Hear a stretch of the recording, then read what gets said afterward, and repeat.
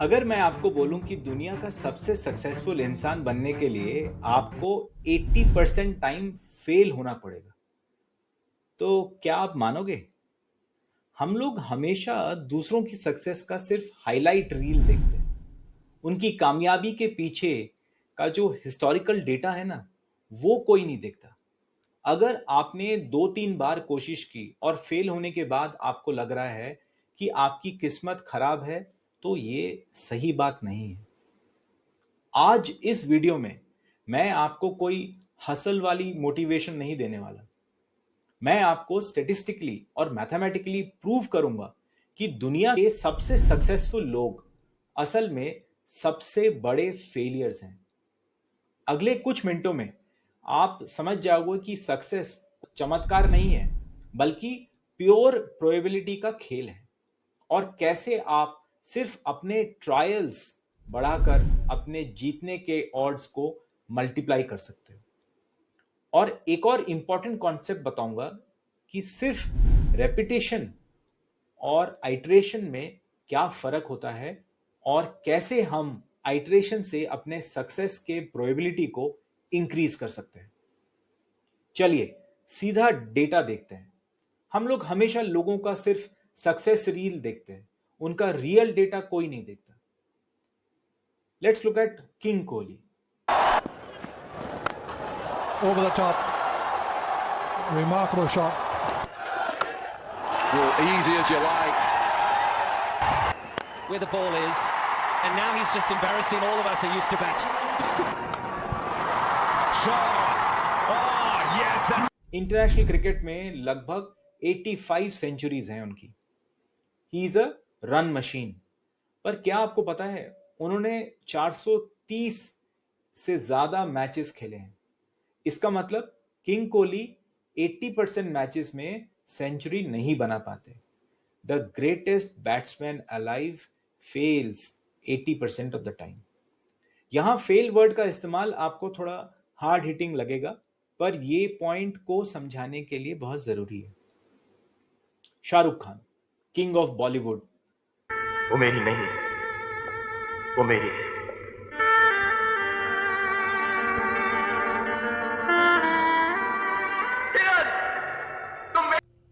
ये क्या है राज? लव है जी तानी पार्टनर, रब दी सौ सच्चा लव है।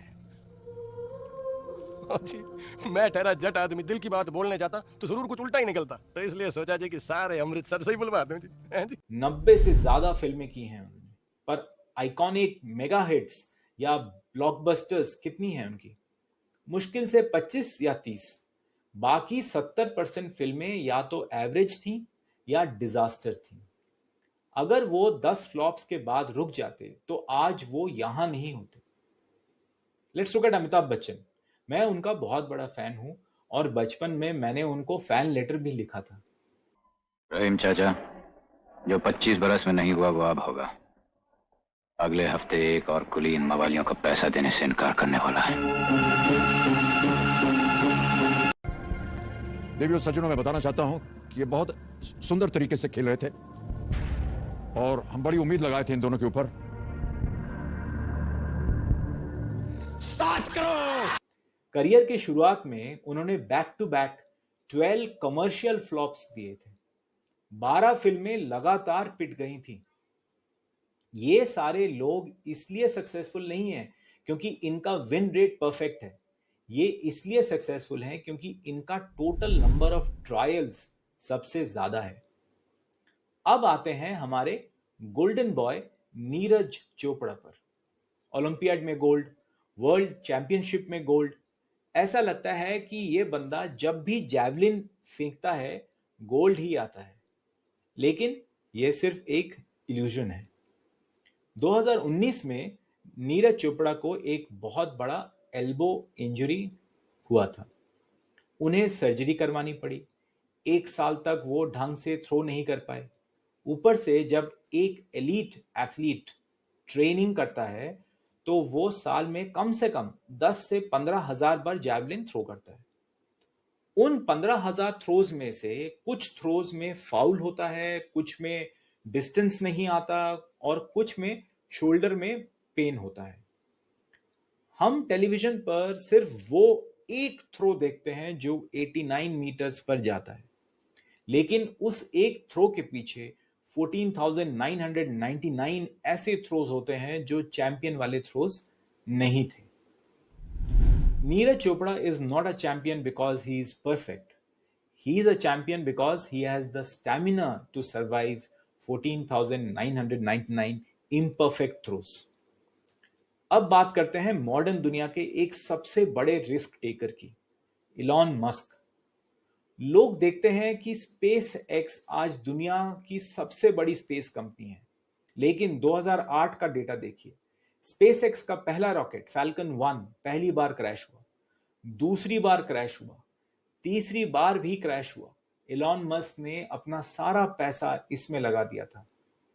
अगर चौथा लॉन्च भी फेल हो जाता तो स्पेस एक्स हमेशा के लिए बंद हो जाती और इलॉन मस्क बैंकरप्ट हो जाते। यहां से एक ट्रायल की कीमत होती थी मिलियंस ऑफ डॉलर्स, लेकिन चौथा ट्रायल सक्सेसफुल रहा। इलॉन मस्क ने एक इंटरव्यू में कहा था, if the odds are in your favour you should take the risk, even if the probability of success is low, the cost of not trying is much higher. Musk ने probability के game को अच्छे से समझा। उन्होंने capital को इस तरह मैनेज किया कि उन्हें कम से कम 4 ट्रायल्स का मौका मिले, क्योंकि उन्हें पता था कि पहले ट्रायल में जीतना लक होता है, चौथे ट्रायल में जीतना साइंस होता है। तो रूल सीधा है, अगर आप सिर्फ 2 या 3 कोशिशें करके बैठ गए हो तो आपने अभी तक गेम शुरू ही नहीं किया, आपने अभी तक प्रोबेबिलिटी को अपना काम करने का मौका ही नहीं दिया। लेकिन यहां एक बहुत बड़ा कैच है। मुझे पता है आपके दिमाग में क्या चल रहा है। भाई, मेरे पड़ोस में एक लड़का है, उसने 200 वीडियोस डाल दिए हैं पर व्यूज अभी भी बहुत कम है। अगर सिर्फ कोशिश बढ़ाने से सक्सेस मिलती तो वो स्टार क्यों नहीं बना? करेक्ट ना? क्योंकि वो फंस गया है ब्लाइंड वॉल्यूम ट्रैप में। भाई, रेपिटिशन और आइटरेशन में जमीन आसमान का फर्क होता है। एक ही गलती को 100 बार दोहराना और उम्मीद करना कि रिजल्ट बदल जाएगा, वो प्रोबेबिलिटी नहीं, वो जिद है। लाइफ कोई कॉइन टॉस नहीं है जहां हर बार ऑड्स 50-50 रहेंगे और सिक्का कुछ सीखेगा नहीं। ह्यूमन सक्सेस एक डिपेंडेंट प्रोबेबिलिटी है। जब इसरो का चंद्रयान 2 क्रैश हुआ तो उन्होंने सेम मिस्टेक रिपीट नहीं की। उन्होंने पुराना डेटा निकाला, गलतियों को समझा, वेरिएबल्स को बदला और फिर चंद्रयान 3 को चांद पर लैंड करवाया।